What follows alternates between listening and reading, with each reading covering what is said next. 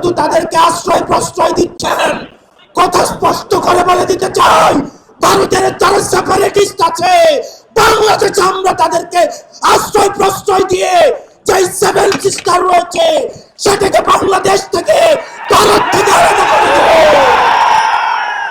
আপনারা জানেন আমাদের দেশে এক শ্রেণীর আওয়ামী লীগ রয়েছে, তারা শিক্ষক পরিচয়ে বিশ্ববিদ্যালয়গুলোতে কার্যক্রম পরিচালনা করে,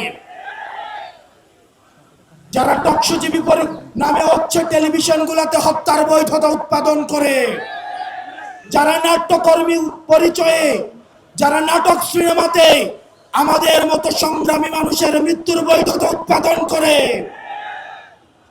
এই বিশ্ববিদ্যালয়ে নীল দলের যে ৫টা শিক্ষকরা রয়েছে তাদেরকে ধরে ধরে এই বিশ্ববিদ্যালয় থেকে বের করে দিতে হবে।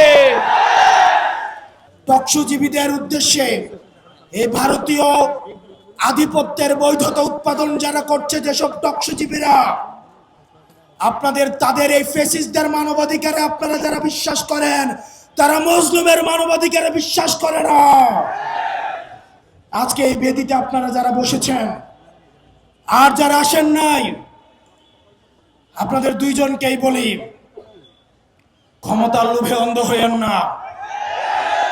আজকে যদি আমার বুকে গুলি লাগে, আমি জানি এই ধরনের একটা প্রোগ্রাম হবে, এসে বক্তৃতা দিবেন, তারপর চলে গিয়ে আবার হচ্ছে সিট নিয়ে নেগোসিয়েশন করবেন। অনেক দল রয়েছে, যেহেতু আরপিও সংশোধন হয়েছে, এখন অন্য দলের মার্কায় নির্বাচন করতে পারবে না বলে নিজের দলের মার্কা বিলীন করে দেওয়ার জন্য তারা রেডি হয়ে আছে। এগুলো দিয়ে জাতীয় ঐক্য হয় না, এসব জাতীয় ঐক্য এগুলো মেকি। আমাদের হাদি ভাইয়ের রক্ত এই জাতীয় ঐক্যের আঠা হয়ে আসুক, সেটা আমরা চাইনি। আপনারা যদি দেশের প্রশ্নে, সার্বভৌমত্বের প্রশ্নে, বাংলাদেশের প্রশ্নে দলীয় স্বার্থের ঊর্ধ্বে উঠে আমরা 1 আগস্ট, আমরা 3 আগস্ট 2024 সালে এই শহীদ মিনারের বেদিতে দাঁড়িয়ে যেভাবে আমরা ফ্যাসিবাদের বিলোপ এবং নতুন রাষ্ট্র ব্যবস্থা বিনির্মাণের যে 1 দফা দাবি দিয়েছিলাম, আমাদের সেদিনের মতো আবার ঐক্যবদ্ধ হতে হবে।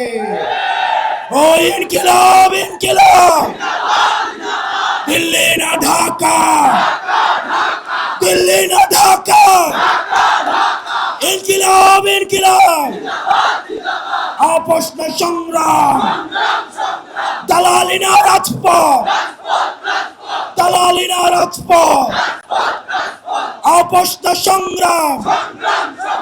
আমরা সবাই হাদি হব, যুগে যুগে লড়ে যাব, আমরা সবাই হাদি হব।